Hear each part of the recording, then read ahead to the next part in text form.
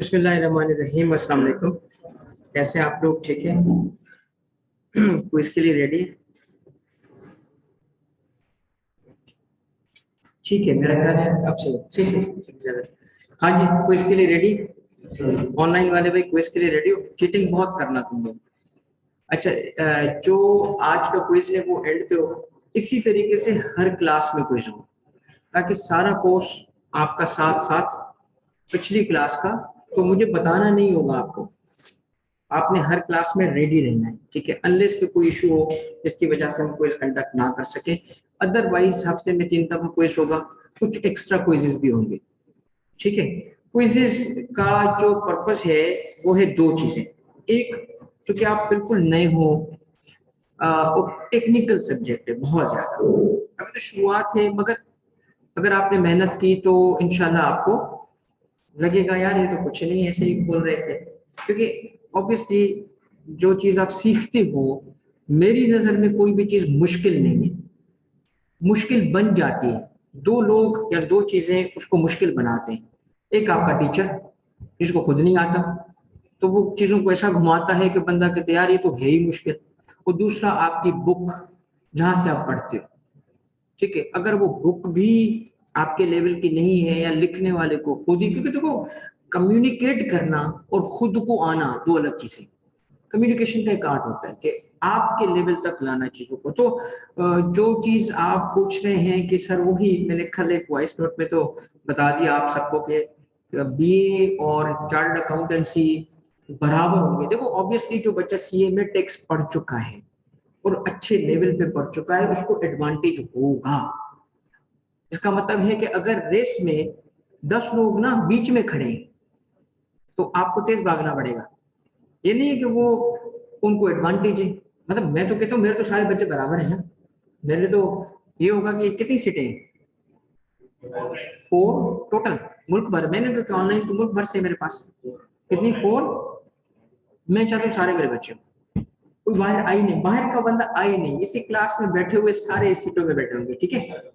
तो इसीलिए बेटा क्विज को हमने डिजाइन किया है दो पर्पस के लिए। एक, रिवाइज करने के लिए कि आपकी चीजें रिवाइज हो रही होंगी, पूरा लेक्चर क्विज में रिवाइज हो जाएगा। और दूसरा, आपको एग्जामिन करने के लिए, तैयार कराने के लिए, ठीक है? जो आपके कोर्स में से ऐसा बच्चा है जिसने पहले क्विज को अटेम्प्ट किया था या 2 दफा है, अगर उसने एग्जामिन हुआ था उसमें, तो वो दूसरों को गाइड करे बेशक। क्लास स्टार्ट करने से पहले मैं एक चीज सबको चाहूंगा कि जो ग्रुप बनाए हैं वो इस तरह बनाए हैं कि जो फीमेल कैंडिडेट्स है उसका ग्रुप अलग है, वो ग्रुप 1 है। और बाकी जो 2 ग्रुप्स हैं वो मेल कैंडिडेट्स के लिए हैं, वो तकरीबन वो फुल होने वाले होंगे, तो एक और ग्रुप बन जाएगा।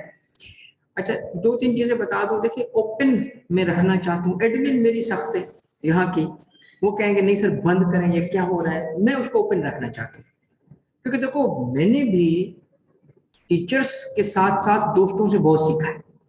तो मैं चाहता हूँ आप सारे ना मेच्योर हो, बच्चे थोड़ी हो। मतलब बच्चे तो मैं बोलूंगा ना, मेरे लिए तो बच्चे हो।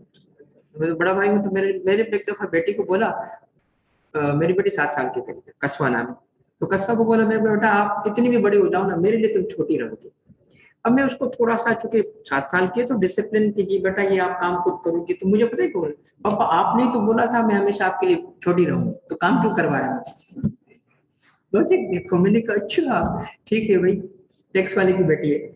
तो बात यह है कि मेरे लिए आप बच्चे हो सारे, आपकी उम्र कुछ भी हो, मगर मैच्योर हो।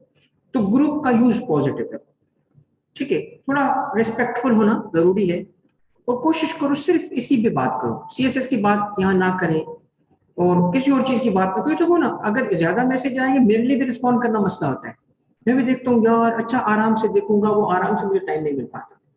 मैं फिर भी कोशिश करता हूँ जल्दी जल्दी से ऐसा मैसेज जिसमें मुझे जवाब देना चाहिए, एडमिन तो देख रही होती है। तो इसीलिए बेटा प्लीज इसको पर्टिनेंट डिस्कशन के लिए ओपन रखो, ताकि 2 महीने ही ओपन रहे, ताकि 3 महीने ओपन रहे। क्योंकि आप एक दूसरे को पूरी इंफॉर्मेशन प्रोवाइड कर दोगे, भाई क्विज का ये डेट आया, वो डेट आया। अगर आप लोग इसको मतलब फजूल डिस्कशन में लगा दोगे, तो फिर मजबूरन बंद करना, ठीक है? तो जो मैं चाहता नहीं, फिर मैं एडमिन को बोलूंगा भाई आप फैसला करो। सेट हो गई ये बात? ओके, आज हम बहुत ही इंपॉर्टेंट स्टफ करने वाले हैं, वेरी इंपॉर्टेंट। आज का जो स्टफ है वो आपकी आगे आने वाले कोर्स को आसान कर देगा और एक स्ट्रक्चर बना देगा आपके जहन में। ठीक है, पिछली क्लास की लास्ट पॉइंट क्या था? क्योंकि पिछला क्लास रिवाइज कराऊंगा तो क्विज एग्जामिन नहीं हो पाएगा, तो रिवाइज नहीं कराऊंगा आपको, आपने खुद रिवाइज करना है। ठीक है, 31 क्वेश्चन है, मैंने 30 बोले थे, एक क्वेश्चन और बढ़ा दिया, 31 क्वेश्चन है, और आप देखना कैसे आपका वो क्विज ही लेक्चर को रिवाइज करा देगा। ठीक है, आज जो हम कवर करेंगे उसमें आखिरी पॉइंट क्या था? सेक्शन की टाइप्स, राइट? सेक्शन की कितनी टाइप्स है? दो। कौन सी? चार्जिंग सेक्शन और प्रोसीजरल। प्रोसीजरल का दूसरा नाम है मशीनरी। मशीन बेटा इस सिस्टम को आगे लगा दो। हाँ ऊपर भी है बट क्विकली दोनों जगह देखना चाहता हूँ ऑप्शंस, अगर वहां ठीक है तो कोई मसला नहीं, चलो सही से। हाँ। तो पहली चीज जो नोट करनी है, किसी भी टेक्स्ट लॉ में, टेक्स्ट लॉ को कहते हैं जो स्टेच्यूट है। स्टेच्यूट का मतलब क्या है? एक्ट। स्टेच्यूट का मतलब है लॉ, एक्ट। ठीक है, तो किसी भी, सुनिएगा लफ्ज टैक्सिंग स्टेच्यूट में, टैक्सिंग स्टेच्यूट, टैक्सिंग स्टेच्यूट, मुझे 3 टैक्सिंग स्टेच्यूट्स के नाम बताओ। ये पता है मैं क्या कर रहा हूं? मैं आपको एमसीक्यू की तैयारी करवा रहा हूं, यही तो आएगा। यस, टैक्सिंग स्टेच्यूट का क्या मतलब है? वो लॉ जो टैक्स लगाए। ठीक हो गई बात? स्क्रीन नजर आ रही है भाई? ऑनलाइन का बच्चा बेटा अदनान जल्दी जल्दी बता बेटा। काशिफ, अदनान, स्क्रीन क्लियर है? टैक्सिंग स्टेच्यूट, इसका मतलब क्या है? वो लॉ जो क्या करेगा? टैक्स इंपोज करेगा। इसकी किस्म हम जो पढ़ रहे हैं कोर्स में, वैसे तो ज्यादा भी होंगे, कस्टम्स भी तो है। पहला कौन सा है? Income tax ordinance 2000। दूसरा कौन सा है? Sales tax act 1990। Federal excise act what? Very good, good बेटा, गुड, शाबाश। ये टैक्सिंग स्टेच्यूट हैं। ठीक है, टैक्सिंग स्टेच्यूट में सेक्शंस की टाइप कितनी है? टाइप्स 2 सेक्शन नहीं है। 2 होते तो इधर थोड़ी बैठा होता, घर में होता सर, 2 ही तो आएंगे। ठीक है, 2 टाइप्स। किसकी टाइप्स है ये? टाइप्स ऑफ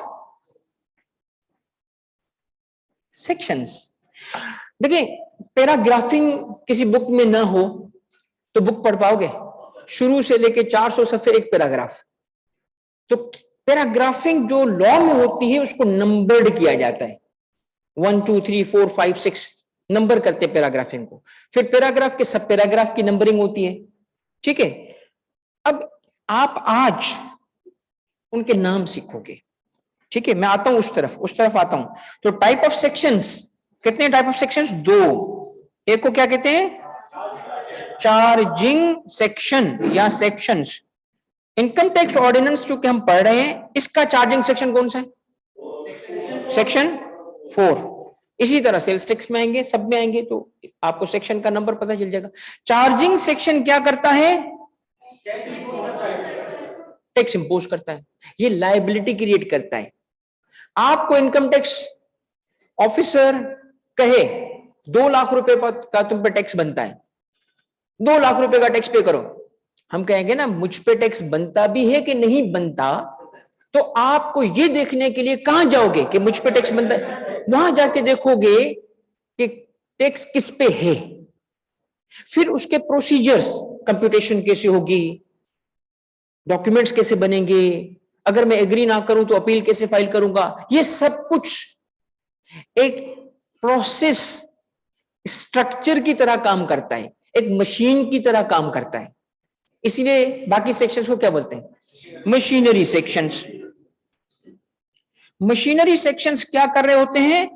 प्रोसीजर बताते हैं, तो इसको इसीलिए क्या कहा जाता है? दूसरा नाम इसका क्या है? Procedural sections. समझ आ गई? देखो, जब तक चार्जिंग सेक्शन नहीं होगा तब तक लॉ फजूल है, क्योंकि टैक्स लगा ही नहीं तो कोई पे भी नहीं करेगा, बेशक उसमें प्रोसीजर्स हों। इतना टैक्स बनता है, इतना टैक्स बनता है, ये ट्रेडर पे, मैन्युफैक्चरर पे, इंपोर्टर पे इतना टैक्स, यूं कैलकुलेट करो, पूरी कहानी उसमें बताई हुई हो। जब उसको नोटिस दिया जाएगा तो वो कहेगा पहले मुझे बता तो सही कि मेरे पे कानून ने लायबिलिटी क्रिएट कहां की है। लायबिलिटी क्रिएट करेगा ना, इसीलिए एक लफ्ज इस्तेमाल होता है, चार्ज क्रिएट करना। क्या क्रिएट करना? तो या तो आप ये बोलो कि टैक्स इंपोज करता है, इंपोज टैक्स, या आप ये बोलो कि वो क्या करता है, चार्ज क्रिएट करता है। चार्ज क्रिएट करता है ना, इसीलिए इसको क्या कहते हैं, चार्जिंग सेक्शन। चार्ज क्रिएट करता है, चार्ज क्रिएट करता है कि तुम इतने दोगे, तुम पे टैक्स है। समझ आ रही है? अमेरिकन लॉ में पुरानी बात है, लिखा था, सुनना, कि टैक्स पेयर्स, टैक्सेबल पर्संस इस कानून के मुताबिक टैक्स देंगे। ठीक है, वो तो लंबी कहानी। एक बंदे ने एक बुक लिख दी इस पे, एक टैक्स एक्सपर्ट था, उसने बुक लिख दी। क्या कहा? अमेरिका में इनकम टैक्स पे करना ना करना वॉलंटरी है, पे करोगे तब भी ठीक, नहीं पे करोगे तब भी ठीक। तो लोग हैरान हो गए, ये तो भाई मतलब अजीब बनता है, ये क्या बात कर दी इसने। तो कहा गया उससे कि भाई रीजन तो बता। उसने कहा कि लिखा कहां है कि हम मुझे देना लाजमी है? क्या लिखा है? सिटीजन पे करेंगे, पे करेंगे। ये नहीं लिखा कि उससे कलेक्ट किया जाएगा। नाउ द डिफरेंस बिटवीन पे एंड कलेक्ट, मैं पे ना करूं मेरी मर्जी, समझ रहे? तो इसीलिए जब तक ऑब्लिगेशन लॉ क्रिएट नहीं करेगा तब तक हम पे नहीं करेंगे। हमारे लॉ में ये गलती नहीं है, हमारे लॉ ने नाम ही क्या रखा, चार्जिंग सेक्शन। तुम पे चार्ज क्रिएट किया जा रहा है, तो चार्ज क्रिएट करने का मतलब क्या है, पे भी तो करना पड़ेगा ना। सेट हो गई बात, समझ आ गई? यहां तक समझ आ रही है? ये वो बातें जो हमने लास्ट क्लास में की थी।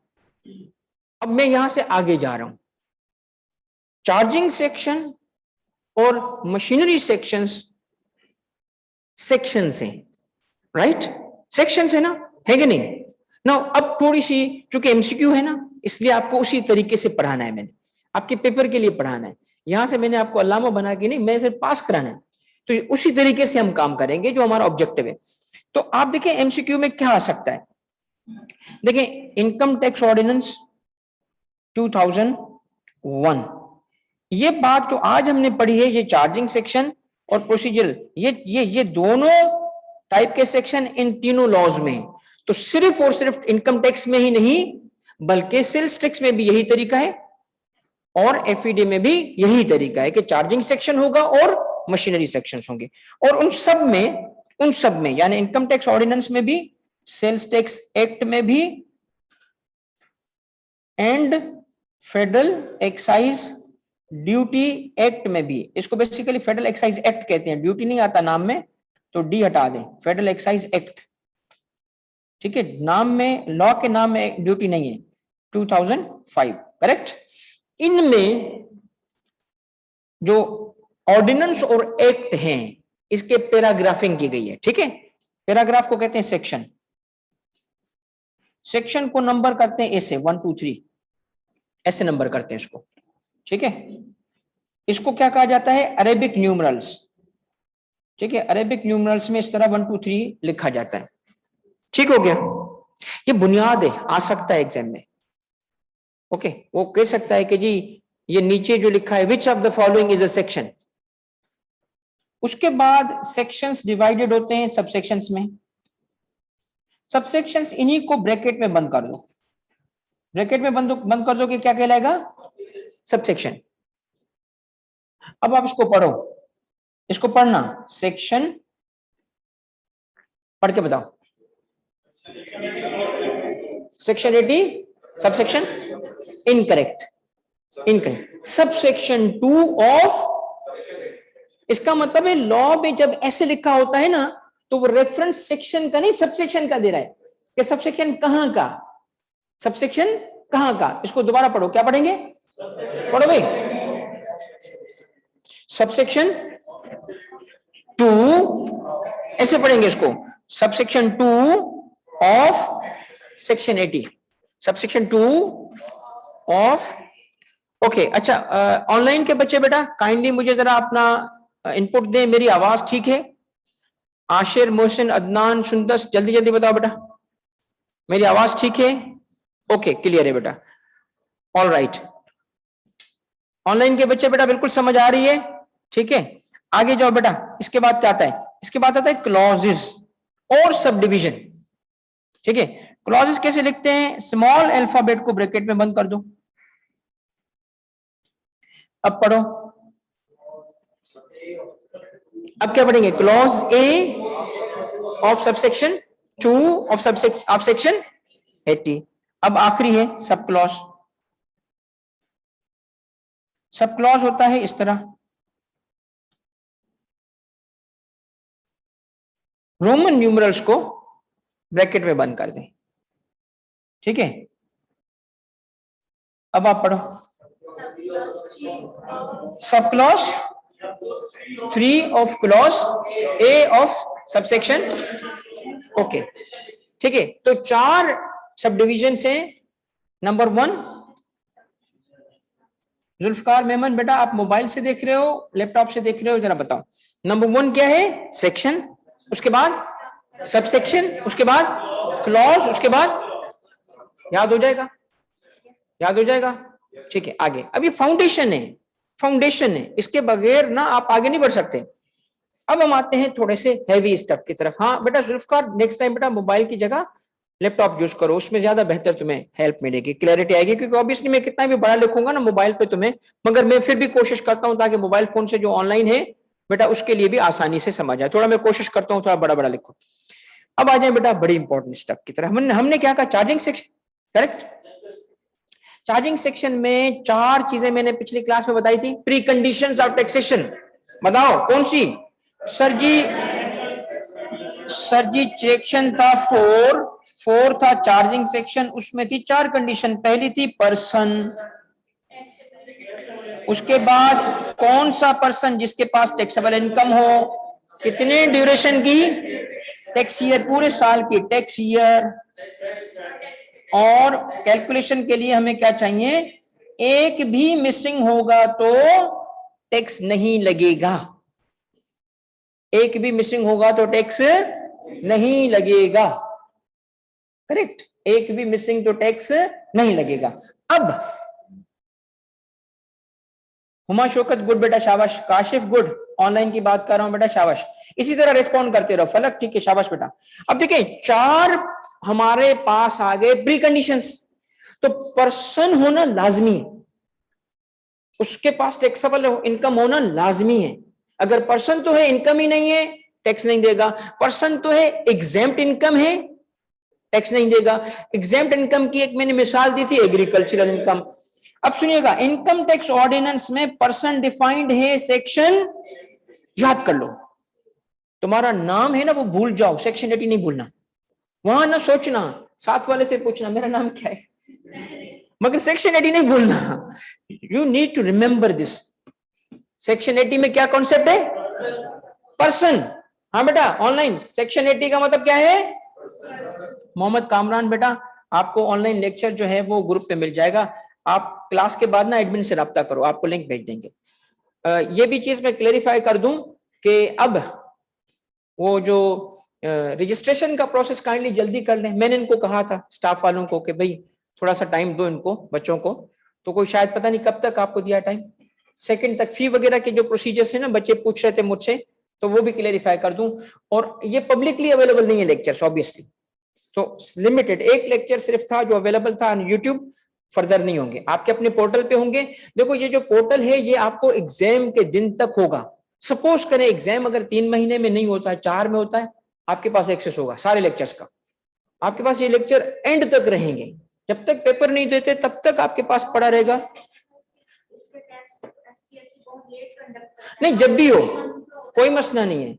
अगर इसके बाद मैंने कोई दूसरा बैच भी पढ़ाया, अगर पढ़ाया तब भी आपको ये लेक्चर रहेंगे, समझ रहे हैं? आपसे ये लेक्चर नहीं हटाए जाएंगे, मगर पोर्टल पे, पोर्टल में सिक्योरिटीज रखी गई हैं। आप में से कोई इसको रिकॉर्ड नहीं कर सकेगा। रिकॉर्डिंग नहीं कीजिएगा, कोई जरूरत ही नहीं है ना, आपके पास पड़े हुए हैं, आपको एक्सेस चाहिए तो अपना रजिस्ट्रेशन कंप्लीट करा लें ताकि हम कुछ सही से कर सकें ऑनलाइन वालों के। चलो बच्चों ठीक है बेटा, अगर किसी का और सवाल है तो अभी सिर्फ टॉपिक पे लिमिट रखे, अभी आप इस सवालों को ना आप एडमिन के इश्यूज पे ना लाओ, सिर्फ टॉपिक पे रहो क्योंकि हमारा कीमती वक्त है, हमारे पास लिमिटेड टाइम है, आप काम बहुत ज्यादा है। पर्सन कहां डिफाइंड है? 80 के मुताबिक पर्सन है 7 किस्म के, कितने? 7 किस्म के पर्सन है, 7, there are 7 person in income, 7 categories हैं पर्सन की। अब ये 7 पर्सन कौन से हैं ये आपको मैं समझाता तो हूं, मगर आपको इनमें से कुछ पहले ही पता होंगे, तो आपको मैं बता रहा हूं कि हर चीज को ना ज़हन पे सवार नहीं करना, मैं आपको बता रहा हूं कम से कम कोई 30% जो मैं पढ़ाऊंगा वो कॉमन सेंस है, थोड़ा कॉन्फिडेंस रखोगे खुद ब खुद याद भी हो जाएंगे। और क्लास में काइंडली घर के मसाइल, दोस्तों के मसाइल, आजकल अल्ताफ भाई की स्पीच नहीं आ रही ये मसला, पड़ोसी का कुत्ता भौंकता है ये, लाउड स्पीकर पे अजान बड़ी तेज आती है, इन मसलों को घर पे छोड़ के आओ, please be present with me. मैं चाहता हूं जब आप जाओ ना तो आपको मेहनत ना करनी पड़े, यहां से निकलो चीजें याद हो, ठीक है? तो तवज्जो, मुझे प्रेजेंस चाहिए आपके माइंड का, करेक्ट? तो मैं याद कराने भी के साथ कोशिश कर रहा हूं इस वजह से। पर्सन कितने? 7, द नंबर इज 7। सेक्शन कहां है? 80। 7 के बाद अगला क्या आता है? 7 के बाद क्या आता है? 8। तो 80, 7 एंड 80 कनेक्ट, 7 एंड 80, 7 पर्सन से कहा, भूल जाओ तो पर्सन याद रख लेना, पर्सन कितने? तो सेक्शन कौन सा है? याद गया, ओके। तो पर्सन क्या है? पर्सन कौन से? नंबर 1 पहला पर्सन है इंडिविजुअल। अच्छा चलो ये क्रेम हो जाएगा इसलिए मैं लिस्ट इस तरह बना देता हूं। नंबर 1 इंडिविजुअल कहते हैं बच्चों नेचुरल पर्सन को, नेचुरल पर्सन को, ठीक हो गया? नेचुरल पर्सन, इंडिविजुअल ये टेक्स्ट का नाम है। मैं आपसे कहूं पहले पर्सन का नाम क्या है? Don't say natural person, don't say human being, क्या कहेंगे? इंडिविजुअल। इंडिविजुअल किसे कहते हैं? ह्यूमन बीइंग को नेचुरल पर्सन को, यानी लीगल पर्सन जो हम कहते हैं ना, दो होते हैं, नेचुरल और आर्टिफिशियल। पर्सन के कॉन्सेप्ट क्या है? एक है नेचुरल पर्सन यानी ह्यूमन बीइंग, दूसरा क्या है? आर्टिफिशियल लीगल पर्सन जिसको लॉ ने पर्सन बनाया। इसमें कोई मिसाल? A company, right? इंडिविजुअल सुनना, दूसरा है association of persons, association of persons, इसको हम आम जबान में एओपी बोलते हैं। एओपी एसोसिएशन ऑफ पर्संस को कहते हैं, आमतौर पे हम इसको पार्टनरशिप भी बोलते हैं, पार्टनरशिप, ठीक है ना? बिजनेस कैसे? देखो इनकम कमाने वाले लोग, अकेला काम करेगा तो क्या कहलाएगा? मिलके कमाएंगे तो क्या कहलाएगा? राइट? अच्छा मिलके कमाएंगे और उसको कंपनी रजिस्टर करेंगे तो तीसरा पर्सन क्रिएट हो जाएगा और तीसरा पर्सन है कंपनी। कितने पर्सन आ गए? चलो मैं आगे नहीं पढ़ाता, पहले याद कर लो। याद हो गया? याद क्या करें सर? हो गया। नंबर 1 में, नंबर 1 में, नंबर 2 मेरा दोस्त भी साथ, नंबर 3 पड़ोसी भी साथ। याद हो गया? मैं यानी इंसान, इसमें तो शक नहीं है ना? बाकी बात भाई इंडिविजुअल, एओपी और कंपनी। अब आगे आने वाले हैं गवर्नमेंट्स, वो भी पर्सन है, ठीक है? Number 3 is federal government, oh sorry number 4, right, number 4 is federal government, government of Pakistan, federal government. Number 4 के बाद number 5 is foreign government, foreign government. Number 6 उस फॉरेन गवर्नमेंट से ही कनेक्टेड है, यानी उसी का हिस्सा है, political sub division of foreign government, ठीक है? ये क्या है बताता हूं। और इंटरनेशनल ऑर्गेनाइजेशंस भी हैं कवर, पब्लिक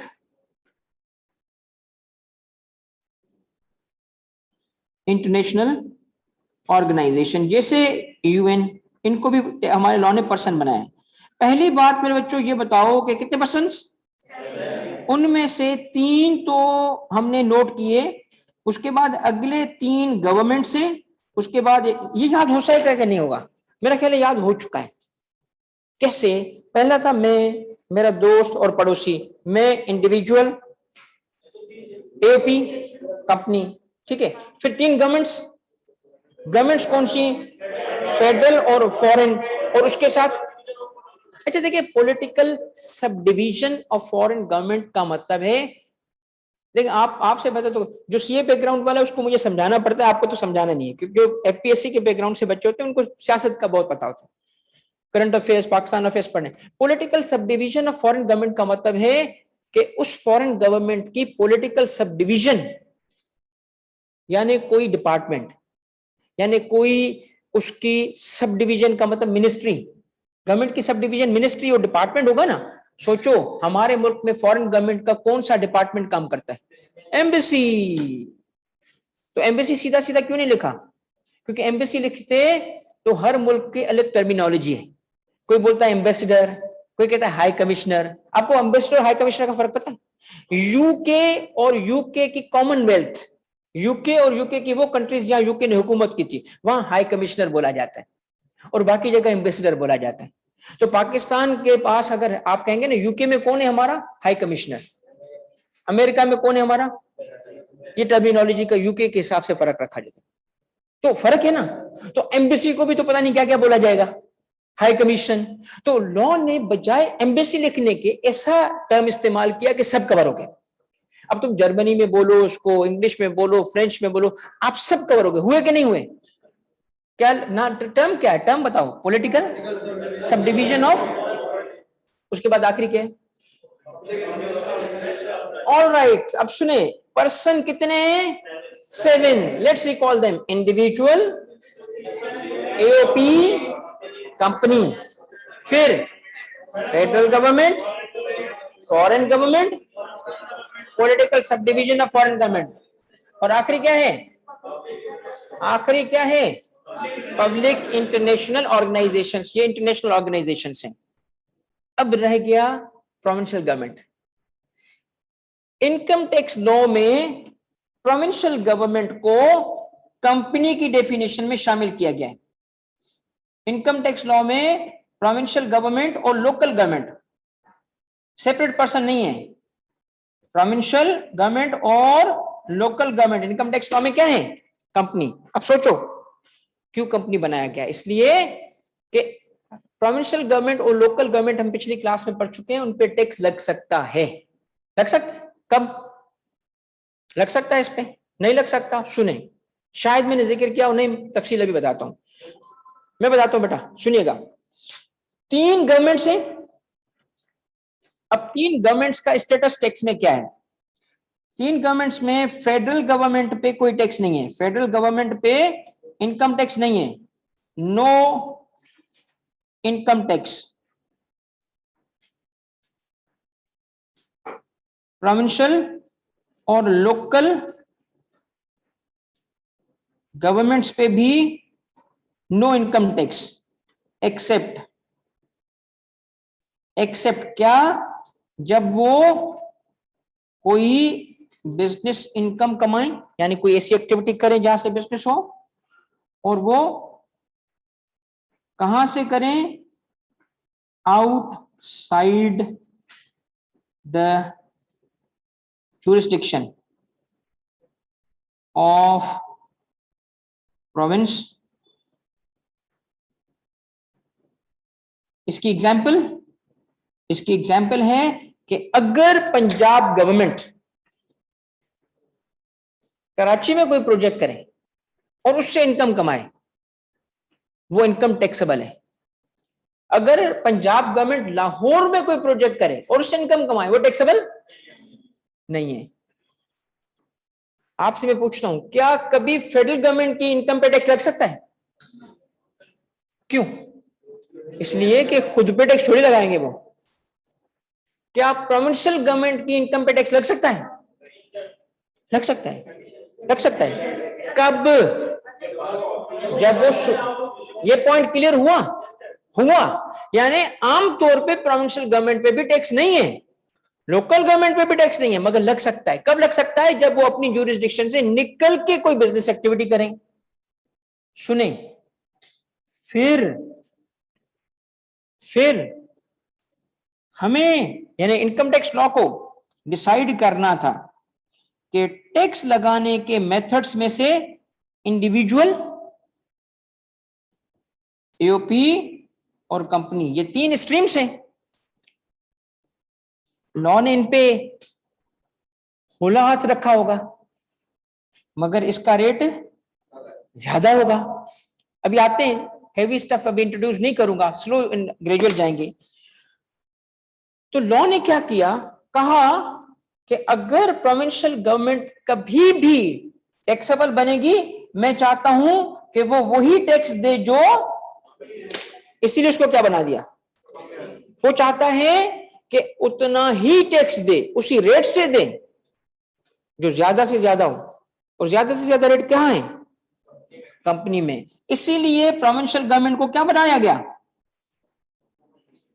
मगर वो हकीकत में कंपनी नहीं है। हकीकत में ये नहीं है कि हम कहें जी चीफ एग्जीक्यूटिव कहाँ है, प्राइम चीफ मिनिस्टर को बोले जी आप तो चीफ एग्जीक्यूटिव हो कंपनी के, वो हकीकत में थोड़ी है, वो तो प्रोविंस का। तो प्रोविंशियल गवर्नमेंट और लोकल गवर्नमेंट को क्या बनाया गया है? वापस आ जाए, ये सवाल का जवाब था किसी का, ठीक है। ये है आपका पहला पॉइंट, आज की नई चीज। क्या कि पर्सन कितने बच्चों? 7। कहां लिखे हुए हैं ये? सेक्शन 80 में, ठीक है। नेचुरल पर्सन को क्या कहते हैं? प्रोविंशियल गवर्नमेंट को क्या कहते हैं? Very good, very good. Provincial government को कंपनी कहते हैं। ये चीजें कवर हो गई, आगे बढ़ते हैं। अब हम आते हैं सुनिएगा, इसको मैं थोड़ा बाद में कवर करूंगा, ठीक है। टैक्स ईयर पे, टैक्स ईयर का क्या मतलब है?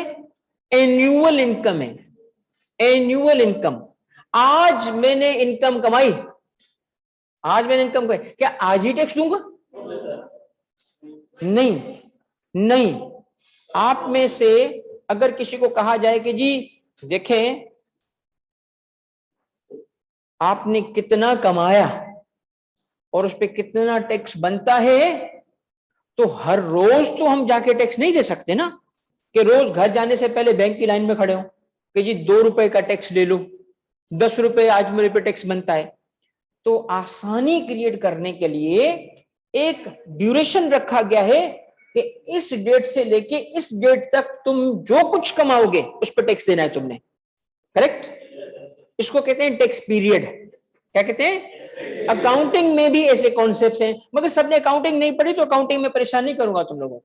मैं आपको टैक्स पढ़ाऊंगा, अकाउंटिंग नहीं पढ़ाऊंगा। अकाउंटिंग जिसने पढ़ी हुई उसको तो पता है, मगर वो जो बीए वाला है बेचारा, उसको तो बताऊंगा ना कि बेटा ये कॉन्सेप्ट है, ठीक है। तो क्योंकि मैं पढ़ाते वक्त अज्यूम कर रहा हूं किसी को कुछ नहीं आता। टैक्स ईयर का कॉन्सेप्ट क्या है? टैक्स पीरियड, ये वो ड्यूरेशन है जिसकी इनकम हमें कैलकुलेट करनी पड़ेगी। सुनिएगा तवज्जो से, इसकी 3 टाइप्स हैं। ये आ रहा है एमसीक्यू, ठीक है। यही तो होगा और क्या होगा? अब बताओ, मुश्किल है यार, इससे ज्यादा कॉम्प्लेक्सिटी नहीं आएगी। मैं को पढ़ाऊंगा इसी तरीके से कि एमसीक्यू बेस्ड हो, ठीक है। जो कोर्स हम सीए को 5 महीने में भी मर मर के पढ़ाते हैं, 6 महीने का ड्यूरेशन होता है, 1 महीना पहले ऑफ करना पड़ता है, और हम मतलब छोड़ छाड़ के लगे होते हैं कोर्स टाइम पे कंप्लीट करें। सबसे बड़ा टेंशन होता है कोर्स टाइम पे कंप्लीट कराना, और हमें कहता है मतलब कहता है 5 महीने पढ़ाते हैं वो चीज जो आपको 2 महीने में पढ़ानी है। और मैंने क्यों 2 महीने रखे? क्योंकि 1 महीना आप खुद पढ़ सको। वजह क्या है? वजह ये है कि एमसीक्यू है। मैंने स्टाइल ही ऐसा रखना है कि एमसीक्यू बेस्ड होगा आपका, जो तैयारी करनी है हमने। टाइप्स कितनी है बच्चों? 3। किसकी टाइप्स पढ़ रहे हो? टैक्स ईयर क्या है? देखें, पर्सन की इनकम, और वो भी टैक्सेबल इनकम, एक टैक्स पीरियड की कैलकुलेट होगी। उस टैक्स पीरियड को क्या कहते हैं? इनकम टैक्स एनुअल टैक्स है कि नहीं है? इनकम टैक्स एनुअल टैक्स है कि नहीं है? है। सेल्स टैक्स मंथली टैक्स है, एवरी मंथ उसको पे करना पड़ता है। मगर इनकम टैक्स क्या है? तो मैं आपसे पूछता हूं, इनकम टैक्स का टैक्स पीरियड बताओ। नो नो अभी तक नहीं नहीं नहीं नहीं नहीं एनुअल का मतलब मैं पूछ रहा हूँ, स्पेसिफिक्स में ना जाओ, अभी मैं पूछ रहा हूँ 1 year is a 1 year, tax period is a 1 year, और वो 1 ईयर कौन सा होगा डिपेंडिंग अपॉन के आप टैक्स पीरियड किस कैटेगरी में फॉल कर रहे हैं। सुनिएगा, पहला is normal tax year.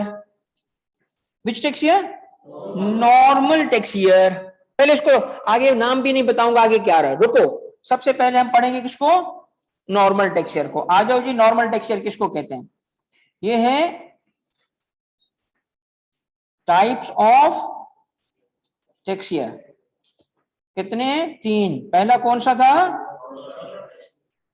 Normal क्या? Tax year. Normal tax year कहते हैं उस पीरियड को जो 12 मंथ्स का हो, उसकी बिगिनिंग 1 जुलाई से हो और एंडिंग अगली 30 जून पे हो। व्हाट समझ आया? Period of what? 12 months ending on, ये याद कर लो, this is the most important thing. Normal tax year की सबसे बड़ी निशानी क्या है? दज्जाल के फोरहेड पे क्या लिखा होगा? काफिर, है ना? ये वो दज्जाल है जिसके फोरहेड पे लिखा होगा 30 जून। ये 30 जून देखो, समझ जाओ क्या है, क्या है? Normal tax year. अब तुम इंशाल्लाह अल्लाह करे कामयाब हो जाओ, फिर तुम्हें साल की सैलरी मिलेगी। 30 जून पे ऐसा क्या इवेंट होगा? खुद को भी देना पड़ेगा, ऐसे नहीं दूसरों से पकड़ोगे, ठीक है? तो 30 जून क्या है? Normal tax year. Normal tax year की निशानी क्या है? 30 जून। उसके दो फीचर हैं, दो फीचर क्या है? पहला फीचर क्या है? It's a period of 12 months ending on, सही है? अब मैं क्या करूंगा, 3-4 पीरियड ऑफ 12 मंथ्स दे दूंगा आपको और पूछूंगा which of the following is a normal tax year. तो क्या देखोगे उसको? पीरियड ऑफ 12 मंथ्स तो 4 है ना नीचे, तो एंडिंग किसको देखोगे? नाउ नॉर्मल टैक्स ईयर भूल पाओगे अब नहीं। अब आप एक कॉन्सेप्ट सुनो, 30 जून पे तो हमारा बजट भी ईयर होता है, हमारे मुल्क का बजट भी तो 30 ईयर पे एंड होता है ना। हर हमारा जो, इसको कहते हैं फिस्कल ईयर। अब कोइंसिडेंस क्या है कि फाइनेंशियल या फिस्कल ईयर और नॉर्मल टैक्स ईयर एक ही पीरियड, एक चीज नहीं है। नो नो नो नो, एक चीज नहीं है, उनका ड्यूरेशन सेम है। हमारे मुल्क का बजट बनता है, अब सोचो होना भी ऐसे चाहिए था ना, क्योंकि बजट जिस पीरियड के लिए बनता है टैक्स भी तो उसके लिए लगता है, पैसे आएंगे तो खर्च होंगे ना। तो फाइनेंशियल ईयर उसी पीरियड को मतलब करस्पॉन्डिंग पीरियड को, जुलाई टू जून फाइनेंशियल ईयर भी है, मगर टैक्स में इसको क्या कहते हैं? क्या कहते हैं बच्चों? नॉर्मल। टैक्स में इसको क्या कहते हैं? नॉर्मल। ठीक है जी बेटा।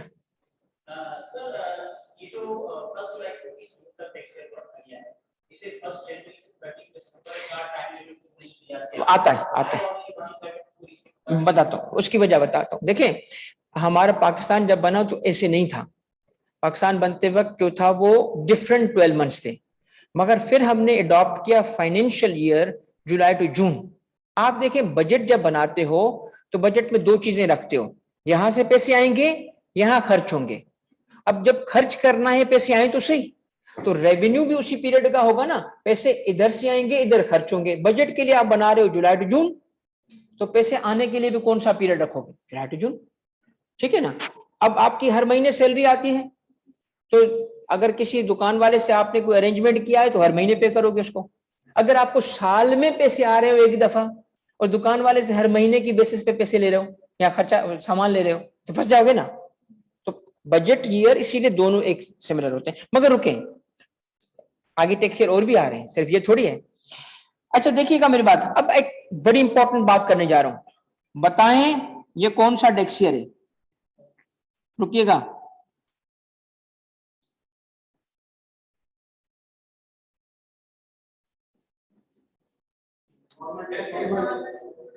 कौन सा टैक्स ईयर है? क्या देखा आपने? नॉर्मल टैक्स ईयर बता रहे हो, एंडिंग। 4 इसे देखो, 4 हेड पे क्या लिखा है? अच्छा दज्जाल लिखा है, यही है दज्जाल। 30 जून को याद कर लो बस, ये नॉर्मल टैक्स ईयर है, ठीक हो गया। अब मैं थोड़ा सा आगे बढ़ता हूं, फिर इसकी दूसरी चीज पे आऊंगा। अगर मेरा बिजनेस ऐसा है, अब आपकी बात की तरफ आ रहा हूं, नाम क्या बता, नाम क्या था शकील, सुनना। अब बात क्या है असल चीज के, मैं बिजनेसमैन हूं, मेरे बिजनेस की नेचर है सीजनल। अब शुगर केन कब आता है, हर साल, साल में हर वक्त अवेलेबल होता है। तो मुझे शुगर केन से बनाना है क्या, शुगर, जो मेरी प्रोडक्ट है। तो मुझे ऐसा पीरियड चाहिए जो मुझे सूट करे, मुझे सूट करे।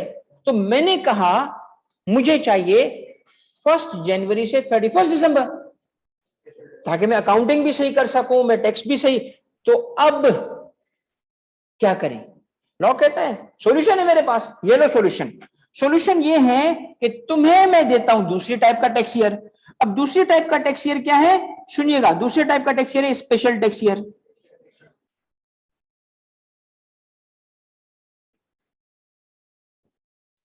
अब स्पेशल टैक्स ईयर में भी वही पीरियड ऑफ 12 मंथ्स,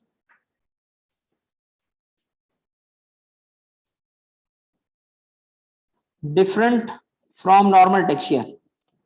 डिफरेंट कैसे, ending on a date other than 30th June. Type of tax years कितनी थी, पहली कौन सी थी, उसके दो फीचर बताओ, period of 12 months ending on 30 जून। दूसरा टाइप का टैक्स ईयर कौन सा है, स्पेशल टैक्स ईयर, उसके दो फीचर बताओ, period of 12 months different from normal, but different कैसे, ending on any other date. नहीं 31 नहीं बोलो, एनी अदर डेट। भाई लाजमी थोड़ी है कि मुझे 31 दिसंबर चाहिए, मुझे कुछ और चाहिए। कितने बिजनेसेस है, कितनी वैरायटी है, हर किसी के अपनी नीड्स। अभी हमने शुगर की बात की, सीमेंट पे आओ तो कहानी अलग, ठीक है, राइस एक्सपोर्टर पे आओ तो कहानी अलग। तो हर किसी की अलग अलग नीड्स होती है, ठीक है। अब मैं आपसे पूछता हूं, स्पेशल टैक्स ईयर की पॉसिबिलिटीज कितनी है, स्पेशल टैक्स ईयर की पॉसिबिलिटीज कितनी है, स्पेशल टैक्स ईयर की पॉसिबिलिटीज नहीं, अनलिमिटेड नहीं है। Who said 3? वो रेजुरेंट किसने कहा 360, क्या बताओ बताओ कितनी, नहीं 12 मंथ्स नहीं, कितनी, 364 पॉसिबिलिटीज हैं, क्योंकि कोई भी दिन हो सकता है सिवाय, उसको तो निकालो ना, कोई भी दिन हो सकता है सिवाय, तो उसको छोड़ दो, क्या हो गया 360।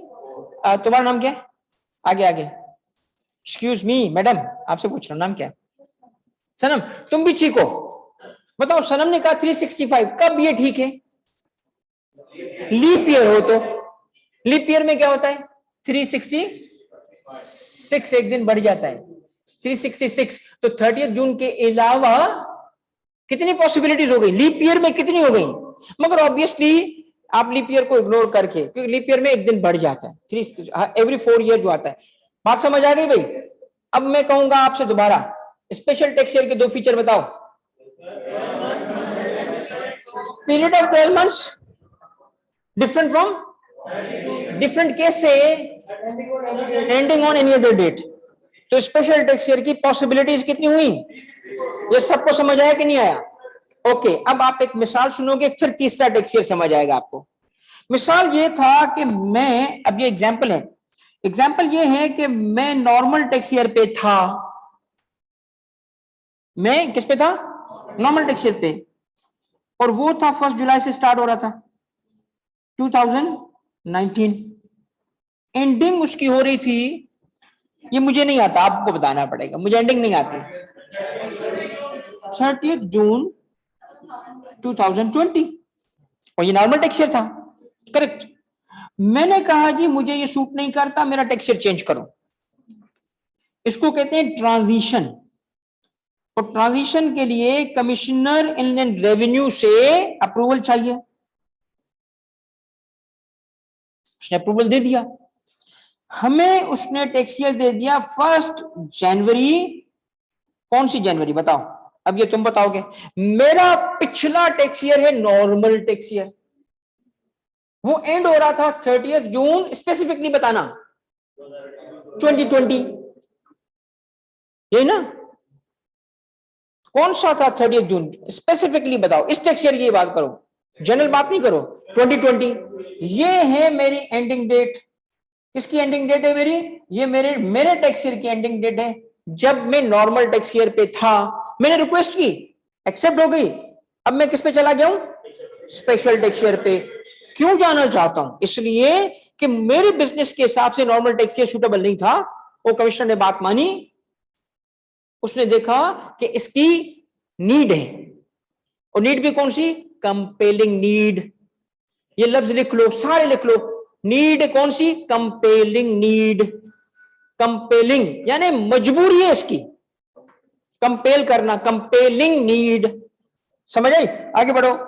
उसने मुझे एग्री करते हुए अलाउ कर दिया स्पेशल टैक्स ईयर। अब मुझे बताएं, मेरा जो अगला टैक्स ईयर जो जनवरी से दिसंबर का है, अब मेरा पीरियड है 31 दिसंबर एंडिंग, तो ये 1 जनवरी कौन सा होगा? इस कॉन्टेक्स्ट में रिप्लाई करो। 2020 लिखो, 2020 लिखो, 2020। Are you sure?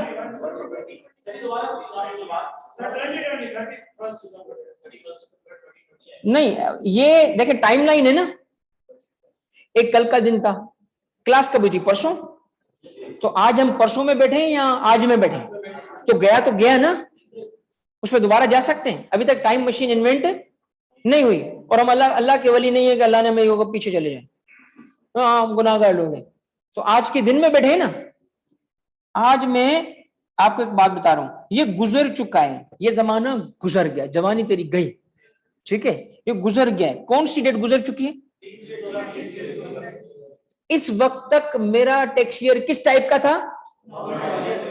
मुझे एक्सेप्टेबल नहीं था, मैंने क्या किया? अप्रूवल लिया। कौन सा अप्रूवल लिया? अब मुझे मिल चुका है कौन सा ईयर?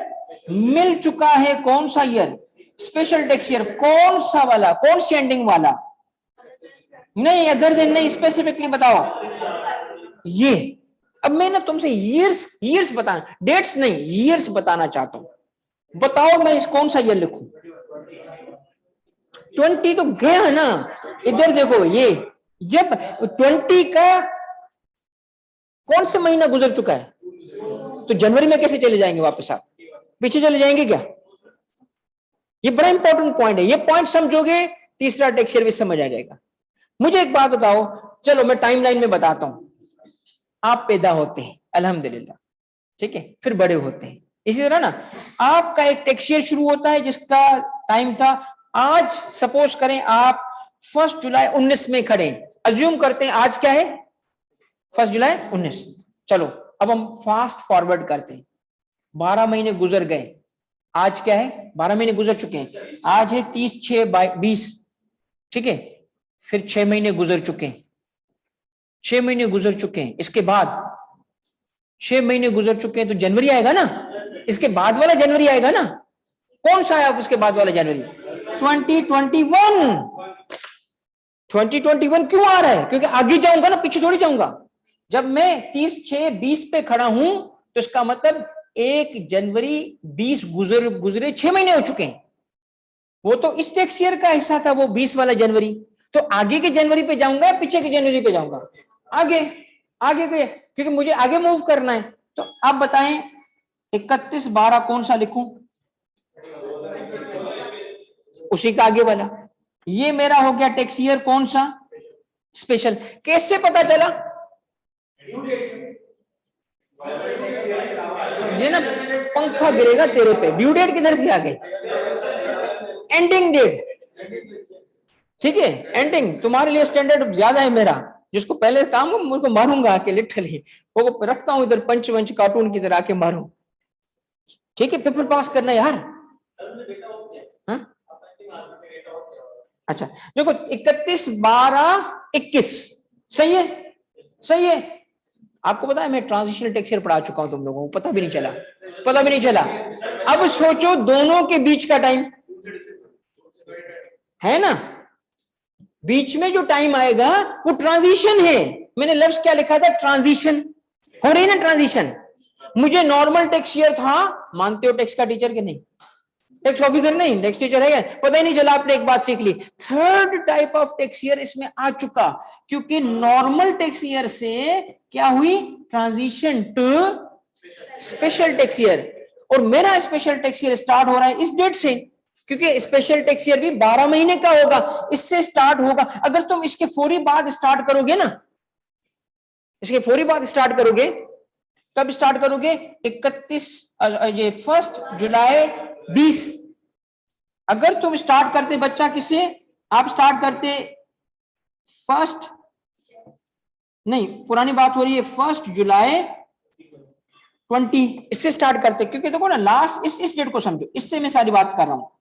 इसके बाद अगला दिन क्या है, 1/7/20 है ना, और इसको तुम ले जाओ तो दोबारा नॉर्मल टैक्स ईयर पे आ गए ना, स्पेशल पे तो आई नहीं। स्पेशल पे आने के लिए मुझे बिगनिंग भी तो चेंज करनी पड़ेगी ना, तो मुझे एंडिंग चाहिए कौन सी, ये वाली, तो बिगनिंग कहां होगी मेरी, क्योंकि नॉर्मल टैक्स ईयर भी 12 महीने का होगा तो स्पेशल टैक्स ईयर भी 12 का होगा। आप सोचें, मुझे अगर एक यूं करना होता कि मैंने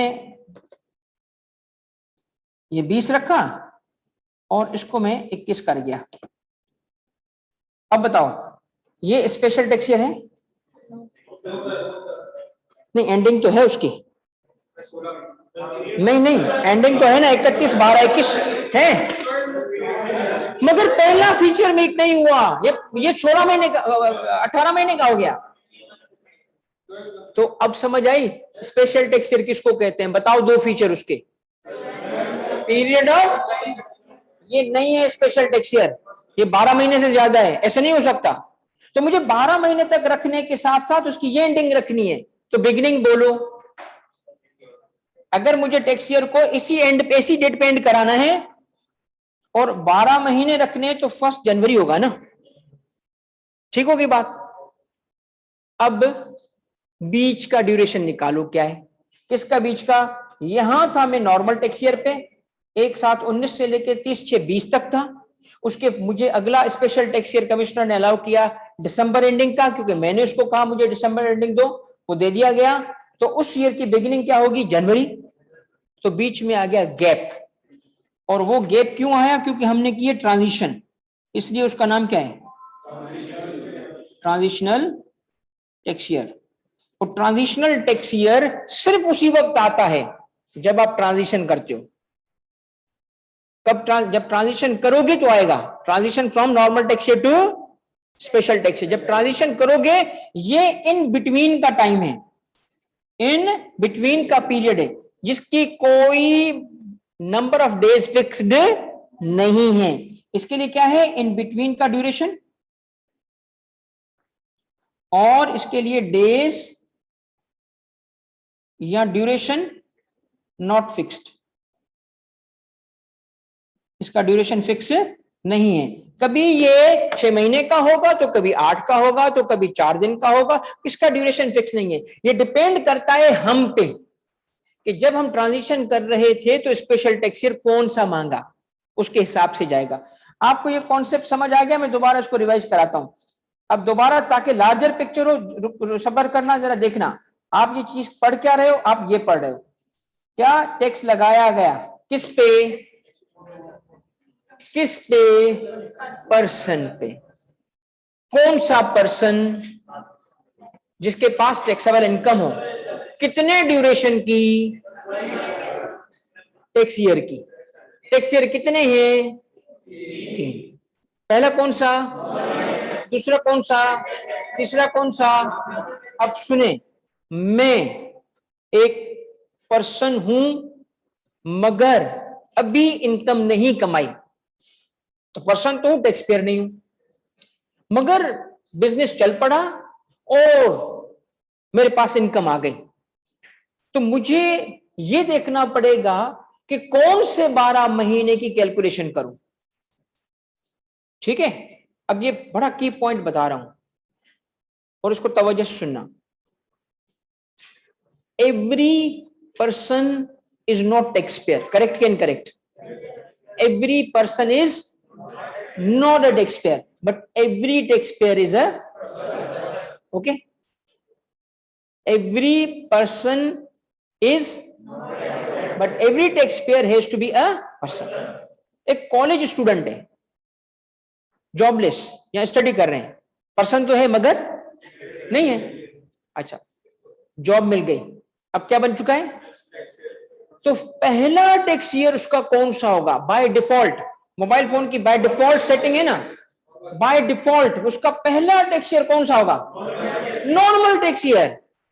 उसको कहीं जाने की जरूरत नहीं है कि जी पहले जाऊं और टैक्स ईयर ले आऊं कमिश्नर से, किसी टैक्स ऑफिसर से मैं पहले टैक्स ईयर की इजाजत लेके आऊं. उसकी मर्जी नहीं है. उसका पहला टैक्स ईयर कौन सा होगा? नॉर्मल. फिर अगर वो उसको सूट नहीं करता तो ट्रांजिशन करेगा किस तरफ? और ट्रांजिशन करेगा तो बीच में क्या आ जाएगा? ट्रांजिशन करेगा तो मुझे बताएं, अगर स्पेशल टैक्स ईयर होगा तो उसकी एंडिंग क्या क्या हो सकती है? 364 पॉसिबिलिटीज. तो इसका मतलब है कि ट्रांजिशन करेगा, एक दिन की ही क्यों ना कर ले, बीच में ट्रांजिशनल टैक्स ईयर जरूर आएगा. करेक्ट या इनकरेक्ट? चलो मैं आपसे पूछता हूं, आपको स्पेशल टैक्स ईयर चाहिए, कौन सा लोगे? ऐसे कैसे बता सकते हो? वो तो बिजनेस को देखेंगे ना, बिजनेस की नीड को देखेंगे, उस हिसाब से हम जाएंगे कि जी मुझे ये वाला चाहिए. तो इसीलिए ट्रांजिशनल टैक्स ईयर के नंबर ऑफ डेज फिक्स नहीं किए जा सकते. नॉर्मल टैक्स ईयर के तो किए थे. नॉर्मल टैक्स ईयर क्या लिखा था? Feature 1 period of 12 months. Special tax year के फिक्स किए थे, हाँ पीरियड ऑफ. इसका क्यों नहीं किया? कर ही नहीं सकते. क्यों नहीं कर सकते? स्पेशल टैक्स ईयर चाहिए कौन सा पहले वो तो बता. तो लॉ ने इसके ईयर्स, इसका पीरियड फिक्स नहीं किया. सही बात समझ आ गई? अब जैसे ही एक पर्सन टैक्स पेयर बना, जैसे ही एक पर्सन क्या बना, उसको कैलकुलेशन करनी पड़ेगी इनकम की, टैक्सेबल इनकम की. उसको टैक्स देना पड़ेगा किस ईयर के मुताबिक? किस ईयर के मुताबिक? नॉर्मल. ठीक है. आज कौन सा मंथ चल रहा है? अगस्त. अगस्त. ये अगस्त किस नॉर्मल टैक्स ईयर में फॉल हो रहा है ये बताओ. अभी जिस मंथ में हमें आज का जो अगस्त है, अगर जहां पे हमें ये अगस्त कौन सा है बताओ? अगस्त एक 2021 पे है हम इस वक्त. कौन सा अगस्त है? इससे पीछे कितना जाऊं, इससे आगे कितना जाऊं, ताकि नॉर्मल टैक्स ईयर का टोटल मुझे पता चले. कौन सी? जुलाई 1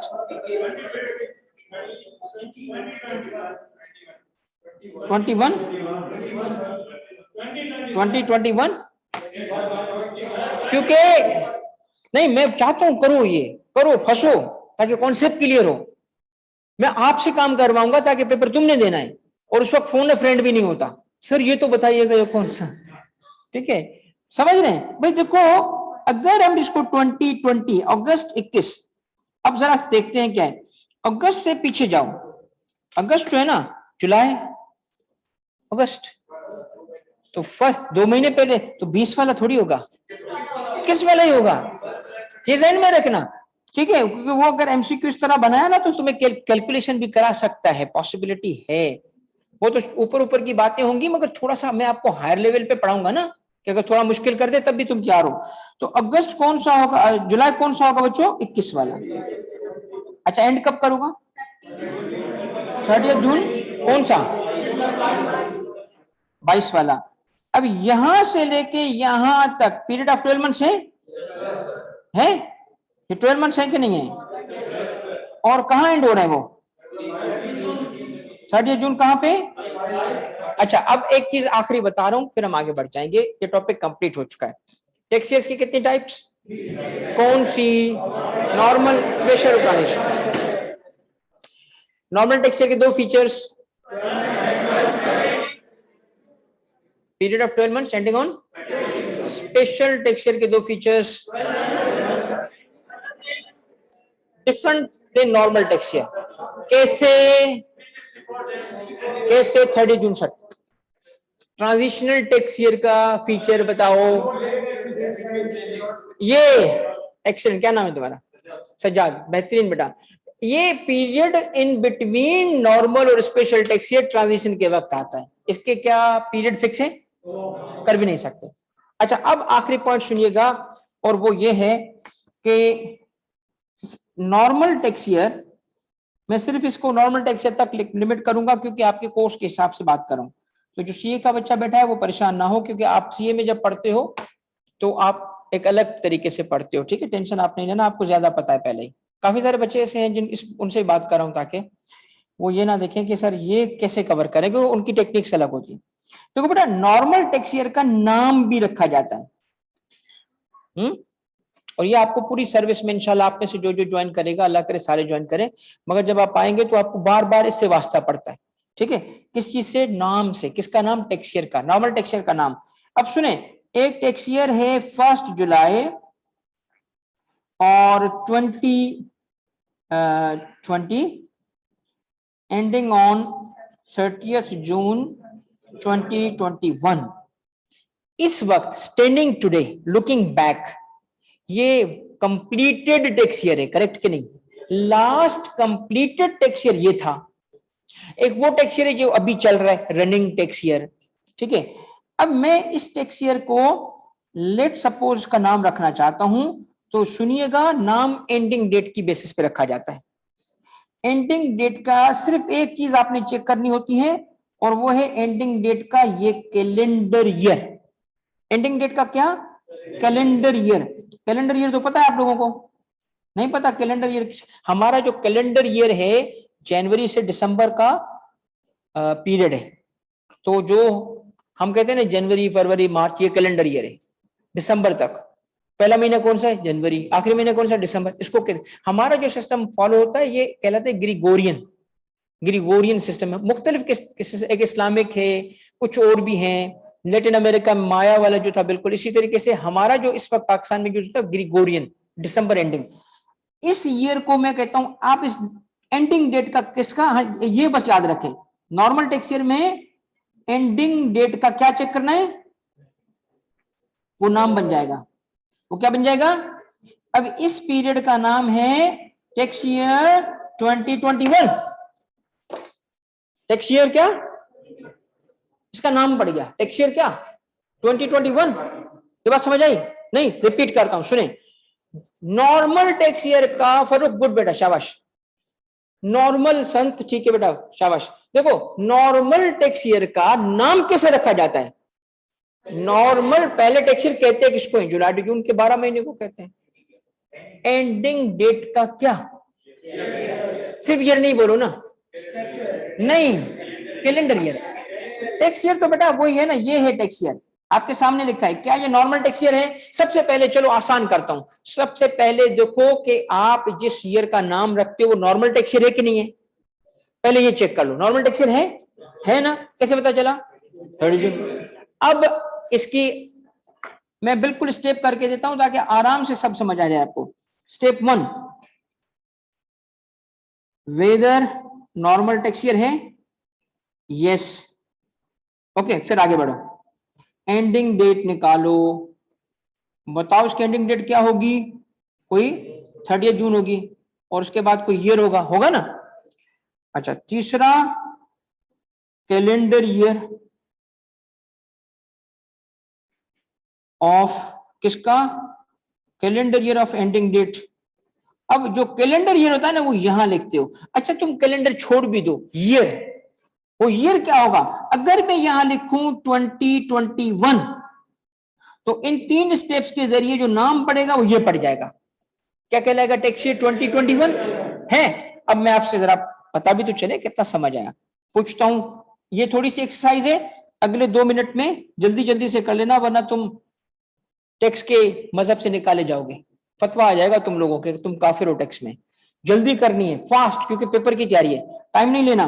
मैं आपको बोल रहा हूं, tax year 2003, tax year 2008, tax year 2012, tax year 2019। लिखो भाई इसकी बिगिनिंग और एंडिंग, जल्दी करो, बिगिनिंग और एंडिंग पूरा लिखो। फर्स्ट जैसे ना जनवरी, दोनों लिखो। बिगिनिंग क्या होगी, लाइन खींचो और लिखो इसकी एंडिंग। और ये सारे नॉर्मल टैक्स ईयर की प्रैक्टिस करवा रहा हूं। ये सारे कौन से हैं, ये नॉर्मल टैक्स ईयर है।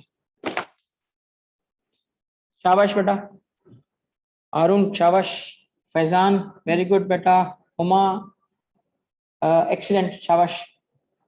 इसके अलावा बहुत, काशिफ एक्सीलेंट बेटा, अब्दुल बुद्दूद, असीब, बहुत सारे, शाबाश बेटा। हाँ बेटा जी हो गया, शाबाश, वेरी गुड भाई, वेरी गुड, शाबाश। पहला जो था आप बताएं इसकी 1 जुलाई कौन सा होगा, 2002। और दूसरा क्या होगा, वो 30 जून 2000। अच्छा सारे बच्चे अब रुक जाएं, सारे बच्चे रुक के एक बात सुनेंगे, सारे बच्चे तवज्जो से। एक एमसीक्यू दे रहा हूं और उसके आने के चांस भी हैं बहुत ज्यादा, सुनिएगा सारे बच्चे तवज्जो से। अरुण बेहतरीन बेटा, शाबाश। सदाम शाबाश। रुको बेटा सबर, अब आप रुक जाएं। मुझे अंदाजा हो गया कि मुझे इस क्लास में अच्छा स्टफ मिला है, मतलब यू कैन डू इट। हालांकि मैं बहुत, मैंने पहले दिन क्या कहा था, चैलेंज तुम्हारा नहीं मेरा है, इतने मुश्किल स्टफ को कम टाइम में पढ़ाना। अब तवज्जो बेटा सुनिएगा, इस डेट के बारे में कुछ और बताना चाहता हूं, कुछ और। कौन सी डेट, जो 1 जुलाई 2002 है, इस सिर्फ इसके लिए बस 1 जुलाई 2002 की बात कर रहा हूं, किसी और डेट की नहीं, इसको याद कर लो। ये बर्थडे है, ये birthday, right, income tax ordinance 2001 का। This is the first day जिससे इनकम टैक्स ऑर्डिनेंस इंप्लीमेंट होना शुरू हुआ था, ठीक है। ये इसके साथ कनेक्ट नहीं करना, ये है इनकम टैक्स ऑर्डिनेंस 2001 की इन्फोर्समेंट की डेट है, इन्फोर्स्ड फ्रॉम 1 जुलाई 2002। अब मैं आपसे पूछता हूं एमसीक्यू, एक तो ये आ गया, दूसरा MCQ, what was the first tax year of income tax ordinance 2001? Excellent excellent, वो कभी तो निकलवाया आपसे। This is the first tax year, this is the first tax year of income tax ordinance 2001। 2001 और 3, ये क्या बात हुई? क्योंकि इनकम टैक्स ऑर्डिनेंस 2001 में आया जरूर, प्रोमलगेट जरूर हुआ, फौरी से इंप्लीमेंट नहीं हुआ। क्या कहा गया, इसकी डेट क्या है, 1 जुलाई, कौन सी, 1 जुलाई 2000। अब टैक्स ईयर के हिसाब से इस डेट को देखो तो टैक्स ईयर क्या बना, टैक्स ईयर, नाम बताओ नाम। अब हम बिगिनिंग एंडिंग की बात नहीं करेंगे, अब हम एबीसी सीख चुके हैं, अब लफ्जों पे आएंगे। अब एबीसी स्पेल नहीं करेंगे उसको, अब मैं ये नहीं बोलूंगा 1 जुलाई 30 जून, नहीं, अब मैं सिर्फ बोलूंगा टैक्स ईयर। क्या बोलूंगा, टैक्स ईयर, अब खुद समझ जाओगे क्या बात हो रही है, ठीक है। जब तक स्पेसिफाई ना करूं ना स्पेशल टैक्स ईयर, तब तक क्या बोलोगे, क्या है वो, नॉर्मल टैक्स ईयर। बात समझ आ गई बच्चों? चलें बताएं मुझे अगला क्या था, 1 जुलाई 7 एंडिंग 2008, ये बताओ 1 जुलाई 2011 30 जून 2012, ये बताओ 1 जुलाई 18 एंडिंग 30 जून क्या है 2000। ठीक हो गया, ये कॉन्सेप्ट ठीक हो गए, समझ आ रही है? थोड़ा सा दोबारा जाके सुनोगे, रिवाइज करोगे, आपके लेक्चर्स फौरी से अपलोड भी हो जाएंगे इंशाल्लाह। मगर वो चूंकि आप लोगों ने किया नहीं है अभी रजिस्ट्रेशन बहुत सारों का, तो मैं चलो एडमिन को बोलता हूं कि ये, हालांकि वो अब करेंगे नहीं करेंगे, हालांकि मैं यहाँ पे एडमिनिस्ट्रेशन का हेड भी हूँ, इशारे पे लोग उठते, मगर कुछ फैसले मैंने छोड़े हुए उन पे, ठीक है। वो कहते हैं सर फिर आप हमारा ना मैनेजमेंट खराब कर देते हो, मगर तो लोगों का ख्याल रखा करो यार। एनीवे, तो I am not making a commitment कि ये लेक्चर यूट्यूब के थ्रू मिलेगा कि नहीं मिलेगा, बट आई विल सी, मैं उनको बोलूंगा दे दो, ताकि आपको ये जिसकी रजिस्ट्रेशन नहीं है वो फिर भी 1-2 दिन जब तक नहीं है तब तक दे दें आपको। चलो मैं डिक्टेट कर दूंगा, नहीं सुनता, मिल जाएगा आपको, आगे बढ़े। अब सुनिएगा मेरी बात कि हमने बेसिकली अब तक जो कॉन्सेप्ट्स किए, अच्छे खासे कॉन्सेप्ट किए, charging section, machinery section, charging section में टैक्स लगाया गया है। टैक्स लगाते वक्त 4 कंडीशंस रखी, पहली पर्सन की, पर्सन 7, उसके बाद टैक्सेबल इनकम की, फिर टैक्स ईयर की, टैक्स ईयर 3, पहला नॉर्मल, दूसरा स्पेशल, तीसरा ट्रांजिशनल। नॉर्मल के फीचर क्या हैं? 12 मंथ्स एट 30 जून हो। स्पेशल के फीचर क्या हैं? 12 months other than normal tax year, यानी 30 जून ना हो। बीच वाले टाइम को क्या कहेंगे? बीच वाले टाइम को कहेंगे ट्रांजिशनल टैक्स ईयर। ठीक है, बीच वाले टाइम को हम क्या कहेंगे? Transitional tax year. फिर नाम कैसे रखते हैं? नहीं, पहले स्टेप, नाम कैसे रखते हैं? नॉर्मल टैक्स ईयर का नाम कैसे रखते हैं? एंडिंग डेट का क्या देखना है? ठीक है, अब मैं एक दूसरे तरीके से इंश्योर करना चाहता हूं ताकि आपकी प्रैक्टिस सफिशिएंट हो जाए। एक चीज मुझे बताओ, ये मैंने ऐसे ही आपको एमसीक्यू पर्पस के लिए एक बात बता दी, ये इंपॉर्टेंट एमसीक्यू है। इनकम टैक्स ऑर्डिनेंस इस डेट से शुरू हुआ, तो जो पहला टैक्स ईयर बना इनकम टैक्स का वो बना टैक्स ईयर 2003 बेटा, क्योंकि 1 जुलाई से आगे जाएंगे, पीछे नहीं जाएंगे। अब मैं आपसे एक और चाहता हूं, एक थोड़ी सी और प्रैक्टिस करो, दो चीजों की बस। एक है 1 जुलाई 2013, 30 जून 2014।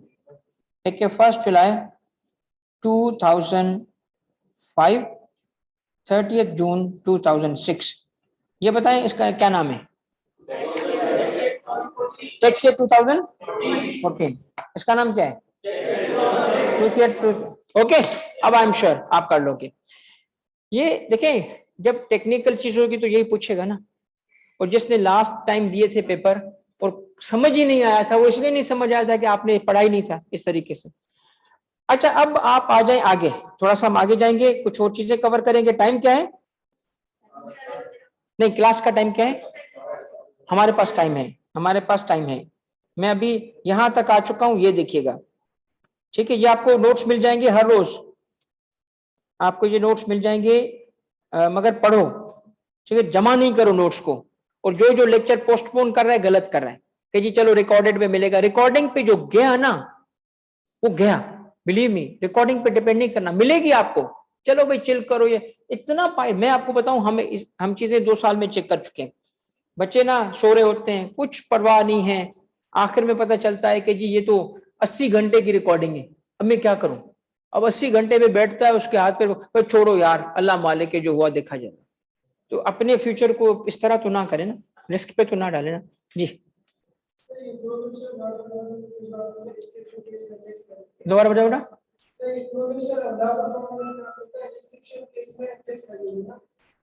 प्रोविंशियल का मैंने लिखा है, कहाँ पे? कंपनी के लिए लिखा है।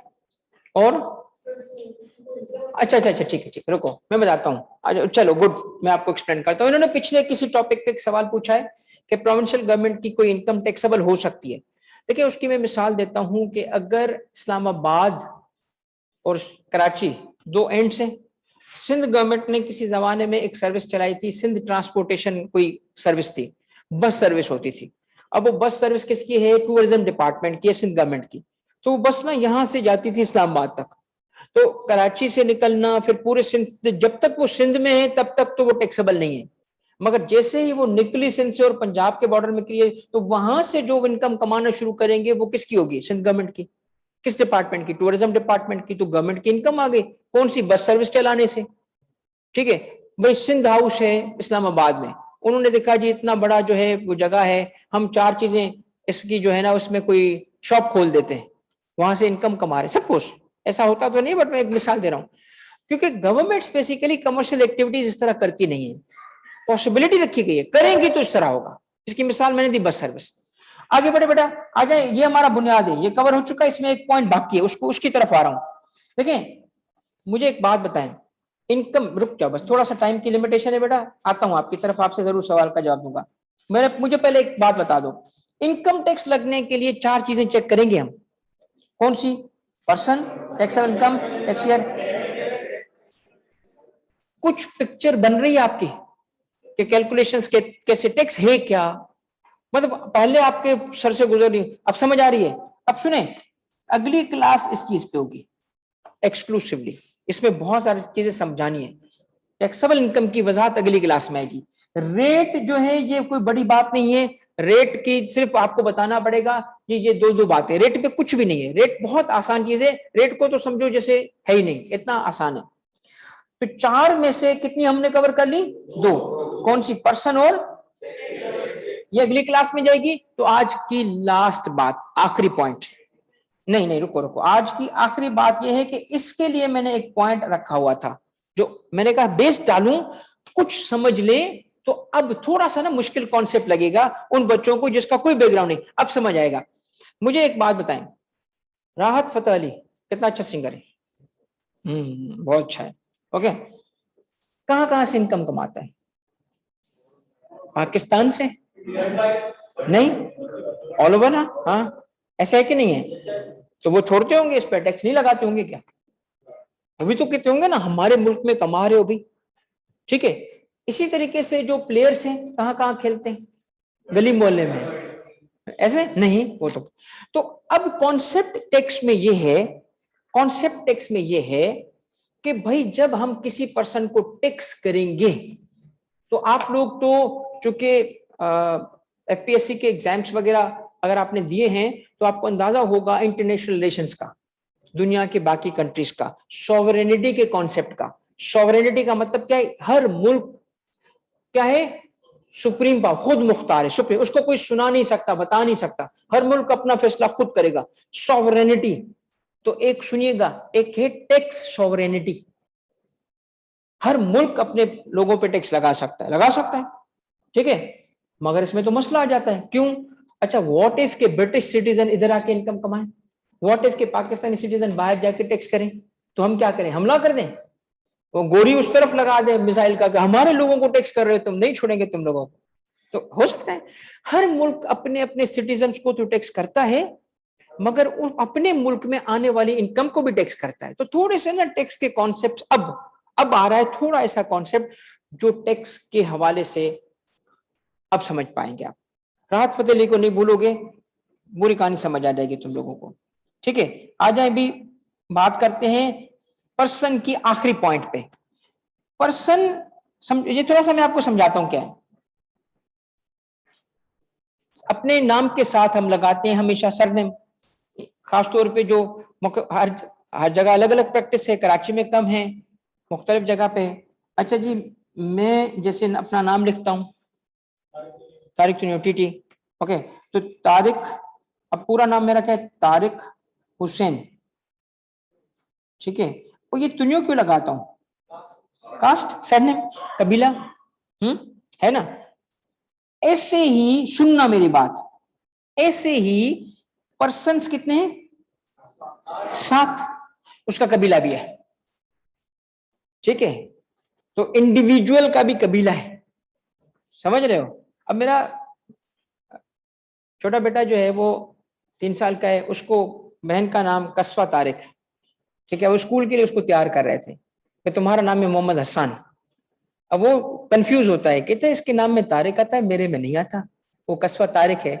तो आजकल जो है ना, उसको हमने कहा कि इसको बोलो आपी, बड़ी है ना, थोड़ा बड़ा हो रहा है, तो पता है उसको क्या बोलता है? आपी तारिक, ठीक है, आपी तारिक, वो कस्बा तारिक, आपी तारिक। तो इसी तरीके से इंडिविजुअल के साथ भी तुनियो लगा होगा, कंपनी के साथ भी कोई तुनियो लगा होगा, समझ रहे हो। अब कॉन्सेप्ट समझ आया, ताकि तुम लोगों को ना लेमन में, देसी वे में सिखाऊंगा टैक्स, देसी टैक्स, ठीक है। अब ये देसी टैक्स क्या है सुनो। पर्सन कितने? 7। अब उसके कबीले सुनो, 7 के 2 कबीले, एक है रेजिडेंट और दूसरा नॉन रेजिडेंट। रेजिडेंट और नॉन रेजिडेंट, रेजिडेंट और नॉन। ये कबीले क्यों बनाए गए? ताकि राहत फतेह अली को हम टैक्स कर सके। उसे पूछे तेरा कबीला क्या है, टैक्स में कबीला बता, ठीक है, टैक्स का कबीला बता ताकि तुम पे टैक्स लगा सके, ठीक है। अब इंडिविजुअल, हर पर्सन की बात करेंगे, ये एमसीक्यू आ सकता है, बता रहा हूं, एमसीक्यू आ सकता है। किस लेवल की तैयारी करनी है बस बता दो, मैं उतनी कराऊंगा। हाईएस्ट 100 मार्क्स वाली, बस मेरा साथ दो। समझ आ रहा है कि नहीं आ रहा? घर जाके 10 मिनट पढ़ो, और जो और अच्छी तैयारी करे बस लेक्चर दोबारा सुने, नोट्स को दोबारा देखिए, और क्विज में कोशिश करे, और घर जो ऑनलाइन वाला बच्चा चीटिंग नहीं करना। अगर ये चीटिंग करोगे ना, अपने फ्यूचर को चीट कर रहे हो तुम, खुद को चीट कर रहे हो, मुझे नहीं। याद रखना, आज का क्विज जो होगा उसमें चीट नहीं करना, अगली दफा कर ही नहीं सकोगे ना रजिस्ट्रेशन, वो कंप्यूटर जी बोलेगा हाँ जी करके दिखा चीटिंग, वो तो सिस्टम बेस्ड होगा ना क्विजेस, ठीक है।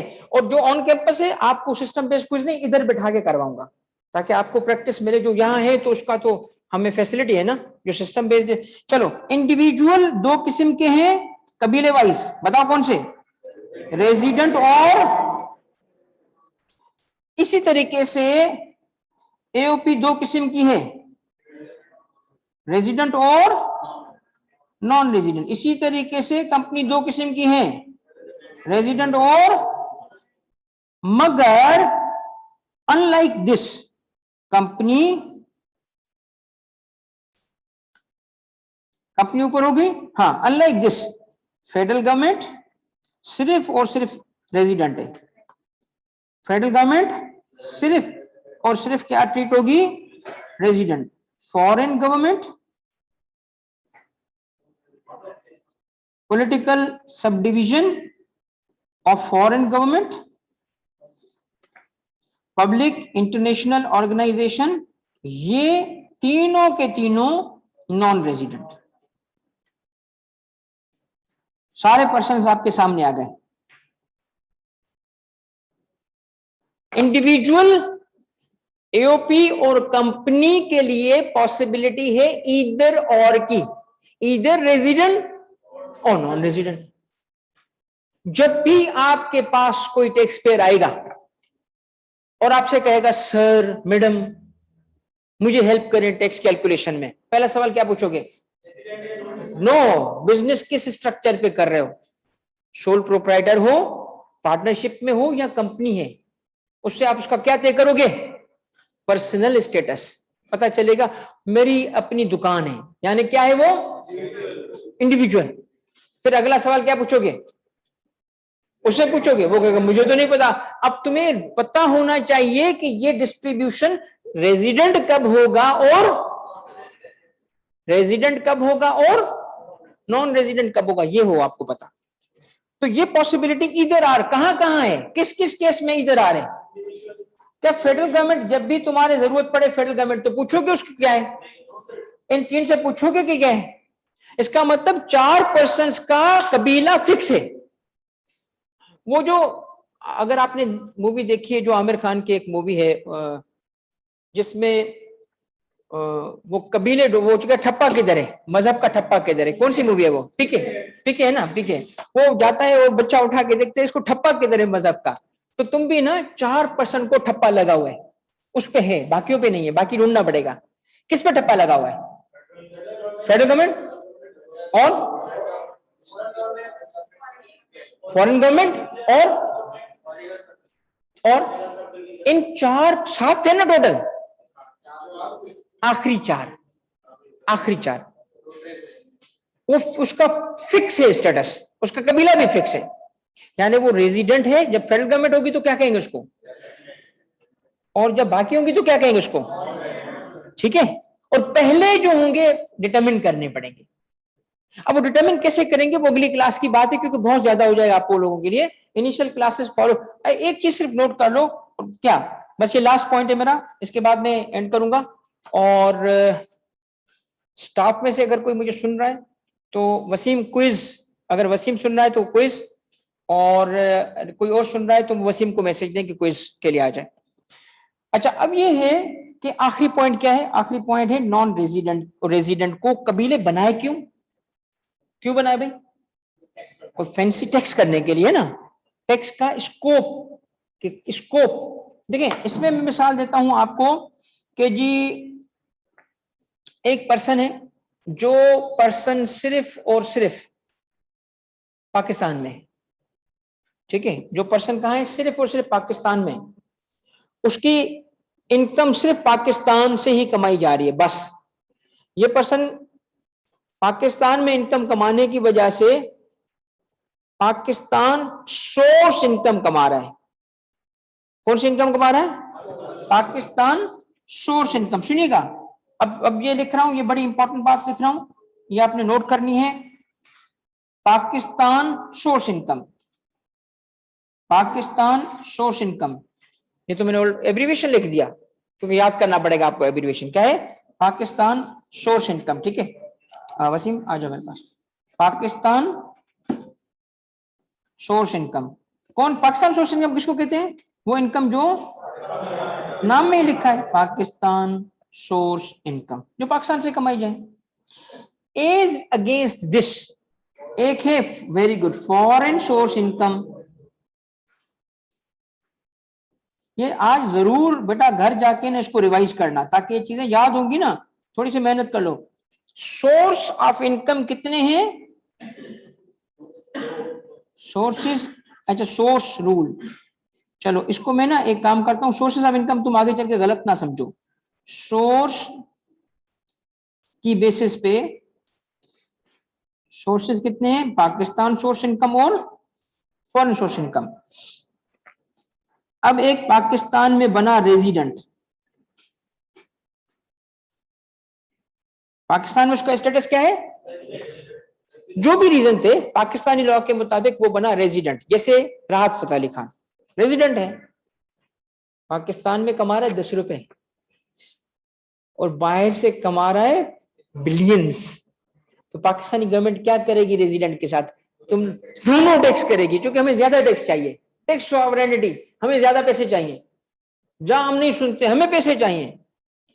ठीक है ना, तुम होते डिसीजन मेकर क्या करते, ज्यादा से ज्यादा टैक्स, देखो टैक्स आएगा तो मुल्क चलेगा, तो रेजिडेंट को टैक्स करने का तरीका क्या है, पाकिस्तान सोर्स इनकम भी पाकिस्तान में टैक्स की जाए, इसकी तो पाकिस्तान टैक्स पाकिस्तान में टैक्स होगी।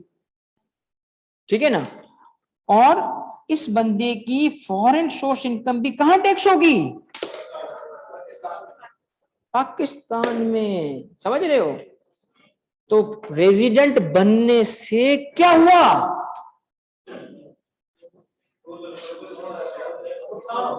नहीं नहीं नुकसान फायदे की अभी बात ना करें, उस बंदे की वर्ल्ड इनकम, पूरी इनकम कहां टैक्स हुई, पाकिस्तान सोर्स इनकम। हाँ समझ आई। अच्छा अब सुनो दूसरी बात, ये लास्ट पॉइंट है, रेडी हो ना, वहां पे भी आप कर दीजिएगा ग्रुप में भी, और ईमेल भी कोई शेयर कर दें जिसपे वो अपने जवाब भेज दें। ठीक है, अच्छा या वो कोई कंट्रोल करने के लिए, चलो आप कर लो। दूसरा पर्सन है नॉन रेजिडेंट, बस ये लास्ट पॉइंट है, बस आके फिर कंडक्ट है कि नहीं है, नॉन रेजिडेंट, सर कहां से आया नॉन रेजिडेंट, नहीं नहीं नहीं नहीं नहीं नहीं नहीं रुको रुको रुको रुको, ये देखो ये तो लिखा था अभी भाई, इसका मतलब आपके पास जब कोई पर्सन आएगा ना, पूछोगे इंडिविजुअल हो एओपी हो कंपनी हो, फिर तय करोगे कि वो रेजिडेंट है या नॉन रेजिडेंट है। अब मैं आपसे पूछता हूँ ये क्यों तय करोगे, ताकि उसकी कौन सी इनकम, फिर से पूछोगे कहां से कमा रहे हो, स्टेप्स देख रहे हो, पहले कौन हो, कबीला कौन सा है, कमाते कहां से हो, वो कहेगा बीवी को नहीं बताता तुम्हें बताऊंगा क्या। ठीक है, तभी तो टैक्स कैलकुलेट होगा ना। ये देखें रेजिडेंट, बताओ कौन सी इनकम टैक्स करोगे, बोलो बोलो सर, इस क्या पाकिस्तान में क्या टैक्स करोगे, बताओ ना, प्रैक्टिस करवा रहा हूं, लिखो बताओ, मैं भूल गया हूं मुझे बताओ, डबल टैक्सेशन की भी बात नहीं करो, फलक फंस जाएंगे ये सारे। ठीक है फलक फंस जाएंगे, अभी सबर करो, मुझे इनके हिसाब से जाना है बेटा। अच्छा बताओ क्या लिखूं भाई, पीएसआई, आप क्या लिखूं, रेजिडेंट है बस पीएसआई लिखूं बस, प्लस एफएसआई, दोनों क्यों है, वो कौन है, रेजिडेंट है, लोकल है, फॉरेनर वगैरह की बात अभी ना करें। फॉरेन सोर्स इनकम और पाकिस्तान सोर्स इनकम दोनों कहां टैक्स होंगी, तो राहत फतेह अली खान जब यहाँ रिटर्न फाइल करता है तो कौन सी इनकम बताता है, क्यों, अगली क्लास में पढ़ेंगे कि अगर वो नॉन रेजिडेंट होता तो क्या करता, मगर उसकी अभी बात नहीं करें। ठीक है चलो बताओ, ये एओपी रेजिडेंट है, कौन सी इनकम पे टैक्स देगी, नाम दोनों नहीं बोलो ना यार, नाम बताओ, प्रैक्टिस करो ताकि उस वक्त भूलो नहीं। क्या PSI Pakistan source income, FSI, ये बताओ क्या होगा, पीएसआई एफएसआई है, लग रहा है कि तुम टैक्स पहले से ही जानते थे। अब सुने अगर वो नॉन रेजिडेंट है, अगर क्या है वो, अब मिसाल देता हूं आपको, एक अमेरिकन, एक ब्रिटिश, एक कोई यूरोपियन या कोई और सिटीजन है किसी और मुल्क का, पाकिस्तान में आया और पाकिस्तान में आके उसने कोई इनकम कमा ली मगर यहां से चला गया। अब नॉन रेजिडेंट कैसे बनते हैं, वो कल की क्लास, अगली क्लास आएगी। नॉन रेजिडेंट का कॉन्सेप्ट क्या है, जो पाकिस्तान में हो भी तो कम अरसे के लिए, एक अरसा होगा, एक डेज से होगा, अभी बता देता हूं 183 डेज से कम, 180, मगर ये 180 डेज को भी छोड़ दो, अगली क्लास है। तो नॉन रेजिडेंट पाकिस्तान में आया, हम सिर्फ कौन सी इनकम टैक्स कर सकते हैं, बस ये याद कर लो, पाकिस्तान सोर्स इनकम। अब दोबारा मैं रिपीट कर रहा हूं, अगर पर्सन है कितने किस्म के, 7 पर्सन, कितने 7। बेटा पेपर डिस्ट्रीब्यूट कर दो। अभी आपने किसी ने चेक नहीं करना, मगर मैं इसको जब तक एंड करूं, वसीम आप ग्रुप पे भी डाल दो कि अगर जब तक मैं बताऊंगा नहीं तब तक कोई पेपर को नहीं देखेगा, ठीक है। पर्सन कितने 7, किस सेक्शन में लिखे थे, 80, सेक्शन 80। पर्सन कौन सा है, 7 कितने 7, कहां पे थे 80 में। पर्सन का रेजिडेंशियल स्टेटस कितना है, 2। पर्सन का रेजिडेंशियल स्टेटस कितने, 2। कौन से, रेजिडेंट और नॉन रेजिडेंट। रेजिडेंट बन गया तो कौन सी इनकम टैक्स होगी, नाम बताओ, पाकिस्तान से फॉरेन दोनों यहां, और नॉन रेजिडेंट बना तो कौन सी इनकम टैक्स होगी। बेटा जाके इस लेक्चर को तवज्जो से दोबारा सुनना, बार बार सुनो, अच्छे तरीके से इसको कवर करो। ये आज आपकी फाउंडेशन बनी है टैक्सेशन की, ये आपको वैसे भी काम आएगी, पेपर में तो आएंगी। अब क्विज के बारे में सुनिएगा बच्चों, आपके पास 30 मिनट्स हैं, इसको सॉल्व करें। और दूसरा ये कि आप जो ऑनलाइन वाले बच्चे हैं, इस क्विज को अटेम्प्ट करने के बाद आपको अभी ग्रुप पे शेयर होगा, आप इसको 30 मिनट्स में ईमानदारी से अटेम्प्ट करें, और फिर एक ईमेल आपको दिया जा रहा है, अपना सॉल्यूशन वहां दे दें, ठीक है। ये फर्स्ट क्विज है, इस वजह से इसको चेक करके फिर आपको दे दिया जाएगा। जो ऑन कैंपस होंगे उनको तो अपनी कॉपी वापस मिल जाएगी, और जो ऑनलाइन है हम आपको इंशाल्लाह ईमेल के जरिए वापस करेंगे। थोड़ा सा टाइम लगेगा ऑब्वियसली, क्योंकि टेक्निकल सब्जेक्ट है, हर कोई इसको चेक नहीं कर पाएगा। और अगली क्विजेस, एक क्विज जो होगा वो भी मैनुअल होगा इसी तरीके से, और आगे चल के फिर उसके बाद जो रजिस्ट्रेशंस कंप्लीट हो जाएंगी तो आपको सारा सिस्टम बेस्ड क्विजेस आ जाएंगी। और जो ऑन कैंपस बच्चे हैं वो भी जब चाहें इन क्विजेस को अटेम्प्ट कर सकते हैं। आपको मैं एक फैसिलिटी दे दूंगा कि जब चाहो जिस क्विज को जितनी दफा चाहो रिवाइज कर सकते हो। यानी अगर आपने पहला क्विज किया और उसमें आपने अटेम्प्ट की 7 मार्क्स आउट ऑफ 31, तो आप बार बार पढ़ते हो, फिर आप दोबारा अटेम्प्ट करो देखने के लिए कि आपको कितनी चीजें याद हैं, क्योंकि ये क्विज है ही रिविजनल नेचर के, इस वजह से इसमें इनको बार बार अटेम्प्ट करना, ठीक है, ताकि आपको वो चीजें क्विज के जरिए ही याद हो जाएंगी, ठीक है। थैंक यू वेरी मच बच्चों। और जो व्हाट्सएप ग्रुप में बच्चे अभी तक नहीं हैं, यानी आपके अगर दोस्त अहबाब हैं तो उनको काइंडली बता दें कि इसको कंप्लीट कर लें प्रोसेस को, जैसे क्योंकि कोर्स में जैसे जैसे मैं आगे जाऊंगा ना एडमिशन बंद कर दूंगा। ऑनलाइन में लिमिट तो नहीं है, ऑन कैंपस पे तो हमने बंद कर दिया है, मगर ऑनलाइन में लिमिट नहीं है। ना होने के बावजूद मिड ऑफ द कोर्स में मैं किसी को नहीं ले सकता, क्योंकि वो बहुत कंफ्यूज होगा और पूरा कोर्स डिस्टर्ब होगा। इसीलिए जल्द से जल्द बेटा ये प्रोसेस कंप्लीट कर लो। Thank you very much. अब आपके पास क्विज ऑनलाइन आ चुका है, व्हाट्सएप ग्रुप पे आपने कर दिया, व्हाट्सएप ग्रुप चेक करें ऑनलाइन वाले बच्चे, उसमें आपको एक पीडीएफ में क्विज आ चुका है। इसके सिर्फ आप क्वेश्चन के नंबर लिखें। वसीम लास्ट डेट क्या रखी है बेटा, लास्ट डेट रजिस्ट्रेशन की क्या रखी है आपने, 30 रखा है। ये मंथ कौन सा है,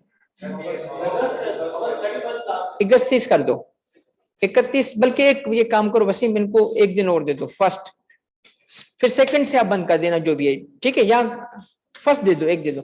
चलो भाई फर्स्ट तक लास्ट डेट है आपकी, इस तक जल्दी जल्दी कंप्लीट करें। सेकंड से ना फिर सेकंड ग्रुप बन जाएगा अलग व्हाट्सएप का, और सिर्फ रजिस्टर्ड पर्सन का होगा, वो बाकी इंटरेक्ट नहीं कर सकेंगे, इसलिए जल्दी से प्रोसीजर कंप्लीट कर लें। 1 नेक्स्ट मंथ तक आपकी रजिस्ट्रेशन हो सकती है। Thank you very much. आप क्विज पे लग जाओ। Thank you. वसीम ये शेयर कर दीजिएगा बेटा। क्विज का टाइम है, क्विज क्विज क्विज तुम्हारे ना 31 में से 31 नंबर आने चाहिए, मैं चेक करूंगा।